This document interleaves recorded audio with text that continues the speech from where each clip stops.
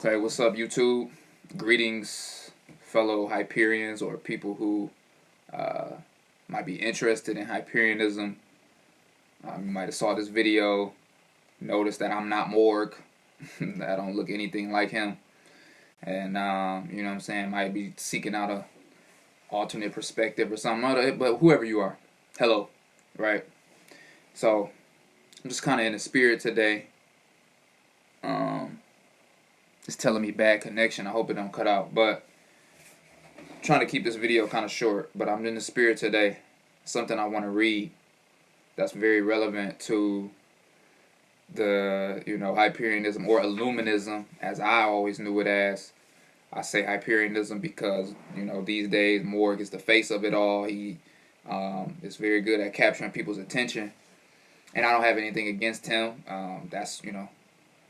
I'm sure it's more people searching Hyperianism than Illuminism, so I don't have a problem, switching up what I call it, but the principles of this are all the same.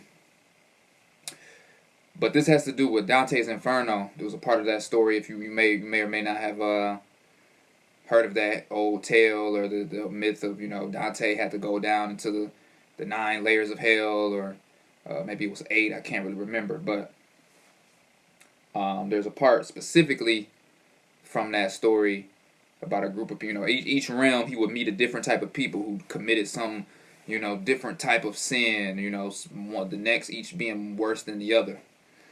So there was one particular group called the Ignavi. So I'm gonna read this little passage here about the Ignavi in Dante's Inferno.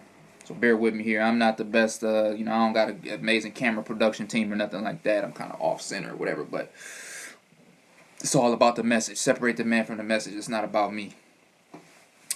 Okay.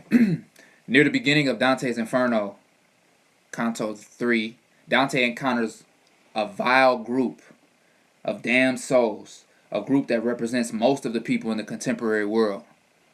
Dante and his guide, the ancient Roman poet Virgil, pass through the great gate of hell that bears the chilling warning, abandon all hope, ye who enter here. All around them, they can hear the screams of torment and anguish of the souls of the damned. They find themselves in a dark, dismal landscape, the vestibule of hell, reserved for people who are rejected by both heaven and hell. Hell itself lies across the river Acheron, might be saying that wrong, and Charon, the infernal boatman, is charged with ferrying the damned across the dreadful river. The river Styx lies deeper within the circles of hell. But here, in the waiting room of hell, a great host is permanently trapped. They will never escape through hell's gate, nor will they ever cross the river. They are in eternal nowhere. So it's kind of like a type of purgatory. This is the vestibule of the indifferent, the indecisive, the neutrals. They are called the Ignavi, the lukewarm or cowardly souls who never committed themselves to any cause. They refused to make a choice in life. They were apathetic neutrals, those who remained on the sidelines while great events transpired. They were too weak, feeble, and pathetic to reach a conclusion about anything. The Ignavi are those who leave no mark on the world. They drift through life non-committal, half-hearted, bland, dreary, and gray. They make no meaningful contribution. There are billions of such people. They have never been truly alive. They have never explored their potential and have no concept of living life to the fullest. They are the anti-Faustians.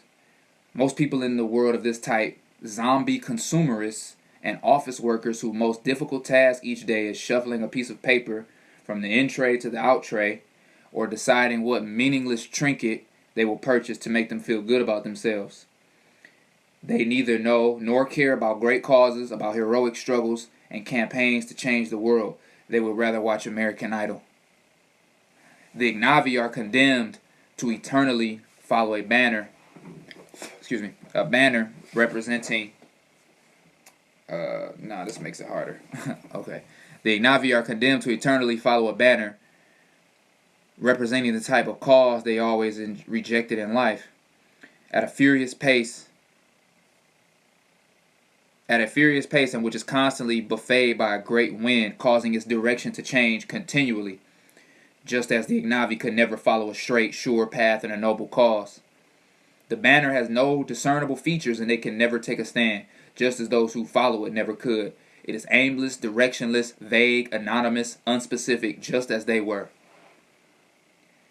They are those who have made the great refusal to be anything and anyone because it would take too much effort. Even the powers of hell are repelled by them and want nothing to do with them. Hornets and wasps continuously sting them to try to provoke them into action because they could never make up their minds to act one way or the other on earth. Their non-lives are relentlessly parodied by the punishment they receive. This is true justice. It is the law of contrapposto. If you know anything about mathematics, brief slip away. In geometry, you have what's known as the equal but opposite contrapositive.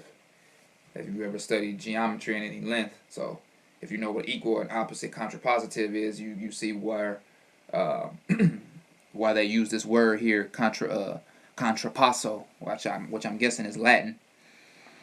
The punishment exactly reflects the crime. These souls in life choose no banner to follow, and now they must run after one. Now they must run after one forever, desperate to attach themselves to something meaningful. The banner symbolizes the pointless, aimless existence of those who make no moral judgments in life, those who stand aside from the great issues of their time. Brings to mind the Martin Luther King quote, for evil to prevail, and I'm kind of paraphrasing, I know I'm not quoting this exactly, but for evil man to prevail, all it has to do is for good men to sit by and do nothing. So now this is from the book, Dante's Inferno, movie, whichever form you might have seen it. This is the Roman poet Virgil, who they said was Dante's guide. This miserable state, Virgil informs Dante, is endured by the dreary souls of those who live without blame and without praise. They are mixed with the cowardly choir of angels who were not rebellious, nor were loyal to God, but for themselves. Heaven drove them forth to keep its splendor from being sullied, and the depths of hell receives them not, for the wicked would thus have some glory over them. The world allows no report of them to exist. Mercy and justice disdain them, do not speak of them, but look and pass on. Now this is Dante's response, or this is Dante talking, and Dante says, I looked and saw a whirling banner that went by so quickly that it seemed it would never pause, and behind it came so long a train of people that I should never have believed death had undone so many. These wretches, who were never truly alive, were naked and viciously stung by wasps and hornets that made their faces stream with blood, which mixed with their tears dripped to their feet, and disgusted maggots collected in their pus. Some nasty shit, right? So that's the end of the quote from Dante. These souls of the damned have no names. The world did not record that they ever existed. They made no impression on life whatever. The world's graveyards are overflowing with them. They are barely distinguishable from animals. They never exercised their free will, never made the choices that are demanded of all human beings. Agnostics, those who can't or won't make up their mind about whether God exists, are in danger of becoming Ignavi. Agnosticism, as a phase, is fine. If that phase endures for a whole lifetime, it's a catastrophe. Who would want it written on their gravestone that they couldn't make up their mind? That's the fate of every lifelong agnostic. They're too skeptical, too cynical, too indecisive to seize a banner. The whole point of life is to take a stand despite having insufficient data.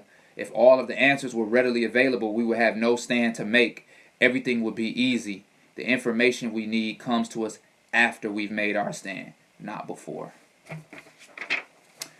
So, that was that. Something real quick I just wanted to read. I remember the first time I read that, it was extremely powerful, the Ignavi. And I had seen Dante's Inferno before I read that too, so I had a lot of imagery in my mind. I recalled the exact part of the film. It was an animated movie I saw. It was like Dante's Inferno made up as a cartoon. But all the same principles in it nonetheless. It wasn't dumbed down for children. It was a cartoon, but it was the real deal. Um, you have to choose a side. You have to take a stand in life. You can't sit by. Do you want to be one of those people who during your times has said that, you sat by and did nothing while the great issues of your day and of your time transpired? You know, this is life in marvelous times. There's a lot going on in the world these days. Right now in 2018, October, a lot's been going on. A lot's going to keep going on. So, I don't have some huge deep message beyond that. It was something I wanted to read. I will say again, I know that the face of Hyperianism online is Morg. I don't have anything against Morg. I think he's a brilliant guy. Never met the man in person. I'm sure it'd be nice too. But he is the face of it. And, at first glance, if you saw Morg walking down the street and me walking down the street, you would probably say, man, those two guys look absolutely nothing alike. What could they possibly have in common? If you saw us chatting or talking. But, this information, Illuminism, Pythagorean Illuminism, Hyperianism, it transcends race. So that's why it's bigger than all of that. So that's why the first time I ever, or when I found out about him, I'll admit, I ignored how he looked. I didn't let his looks, his outward appearance, as someone who does freak shows and swallows swords and, wears makeup and, all this type of stuff. I didn't let that deter me from listening to what he had to say. And, what he was saying was very powerful. And he's speaking a lot of truth, speaking a lot of intelligence. So, and I'll admit, if I hadn't already known about this stuff, and the first time I ever heard about Hyperianism or whatever was from him, I can't say for certain I would have listened to him all the way through to the end. I don't know, I might have been judgmental myself, and I'm only human. I don't deny it. He just looks like something. I don't know anybody who looks like him. You know what I mean? So I might not have been attracted to, the words. It's no different than maybe just, some listening to certain music. Somebody might have amazing music, but you might not give their music a chance because of what they look like or how you see them. Maybe an outward appearance, which we've all done. As much as you might say you don't judge books by its cover, we are human. We've all done it. It's just a matter of, are you conscious about it, and, do you try to do it less and less? But yeah, I won't keep rambling on and going. I just wanted to read that passage about the Ignavi. Hopefully somebody listening to this, it hit home for you. Kind of, shook you up a little bit, like, damn, am I choosing a side? Am I taking a stand? Or am I just aimlessly going through life doing nothing, not trying to make any changes or make a difference in any sort of way, at a higher scale? Maybe not at the highest, grandest scale, but just in whatever capacity that you can. So yeah, if you like this video, give me a like, leave a comment. I'm down to do more videos on Hyperianism. Just as an alternate to Morg, if I just so happen to attract a crowd of my own or something. I'm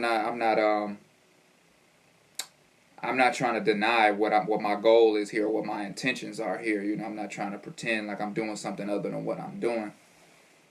I just felt like Hyperianism could use another face. Again, no diss to Morg. If he ever sees this video, have no problem with you, bro. We should talk. But I just feel like it could use another face. So with that being said, Ada Strada to the stars. Peace out.